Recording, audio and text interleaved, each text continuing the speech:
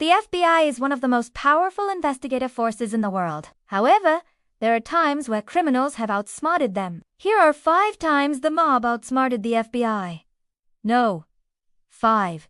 The De Cavalcante crime family. For years, the FBI believed that the aging Mafia family that wasn't really much of a threat anymore. They were wrong.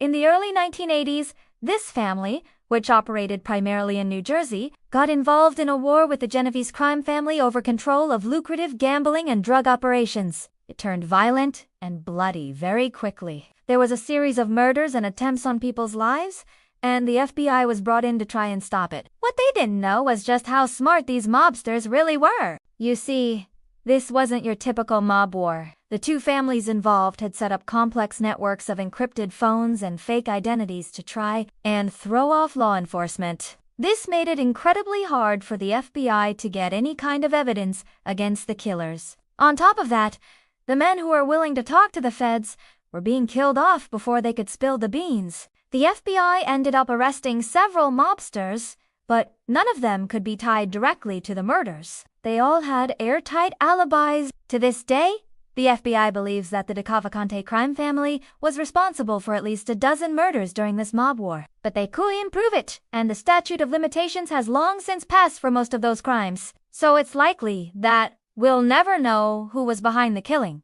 No. For witness intimidation. In the late 1970s, the FBI was hot on the trail of a group of mobsters who were involved in a number of crimes, including murder, extortion, and gambling. They had been watching these men for months and had gathered enough evidence to arrest them. But when it came time to question the suspects, the FBI found out just how smart these mobsters really were. You see, the FBI had placed a wiretap on one of the mobsters' phones and had been listening in on their conversations. However, what the FBI didn't know was that the mobsters had been aware of the wiretap for weeks. They had actually been using the phone to communicate with each other. And they had even come up with a code to throw off the FBI. Once the FBI arrested the mobsters, they began to listen to the tapes. They soon realized that they had been completely fooled. The mobsters had been using the phone to plan crimes, and they had even discussed the FBI. They had used the wiretap to their advantage, planning crimes around the fact that the FBI was listening in. The FBI was completely caught off guard, and they had no idea that they had been outwitted. Number 3. The Lufthansa heist. In December of 1978, a group of thieves stole $5 million from a Lufthansa Airlines cargo plane at JFK International Airport. This was the largest cash robbery in the history of the United States, and the FBI was determined to find out who was responsible. They soon turned their attention to the Mafia, believing that a mob crew was behind the heist. However, they had no idea how smart these mobsters really were. The ringleader of the crew was a man named James B. Burke, also known as Jimmy the Gent. Burke was a member of the Lucchese crime family, and he had planned the heist meticulously. He had recruited a crew of trusted associates, and they had spent weeks casing the airport in the Lufthansa cargo plane. They knew the layout of the airport like the back of their hands, and they had developed a foolproof plan. On the day of the heist, Burke and his crew arrived at the airport dressed as construction workers. They had stolen uniforms, and they were carrying tools that they said they needed for a job at the airport. The guards at the airport let them through without incident. Once inside, Burke and his crew went to work. They sawed through the locks on the cargo plane and made their way inside. Once inside, they filled their bags with cash and made their escape. The FBI was completely baffled. They had no idea how someone could mastermind such a complicated heist and pull it off without leaving a single trace. Burke and his crew had done the perfect crime. They had not only gotten away with $5 million, but they had also managed to elude the FBI for years. In fact, it wasn't until 1980 that the FBI caught up with Burke and his crew. By that time, most of the money had already been spent or invested in legitimate businesses. The FBI was able to recover only a small fraction of the stolen cash. No. 2.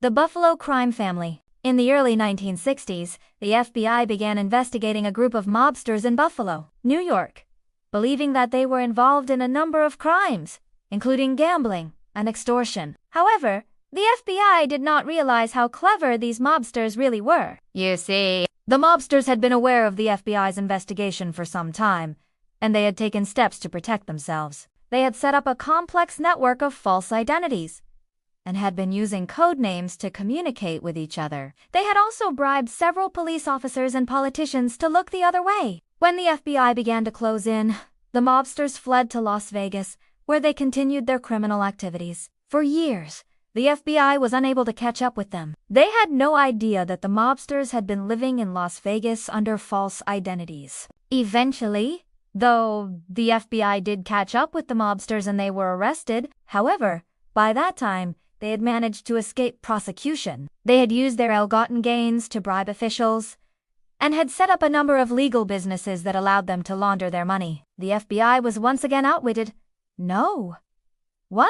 The Anastasia murder. In 1957, a member of the Italian-American Mafia Commission, Charles Anastasia, was shot and killed in a Manhattan barbershop. The murder was ordered by another mobster, Albert Anastasia, who was the boss of the Anastasia crime family. The problem was that the FBI had no idea who ordered the hit. They had been watching Albert Anastasia for months and had gathered enough evidence to arrest him. But there was one piece of the puzzle that was missing.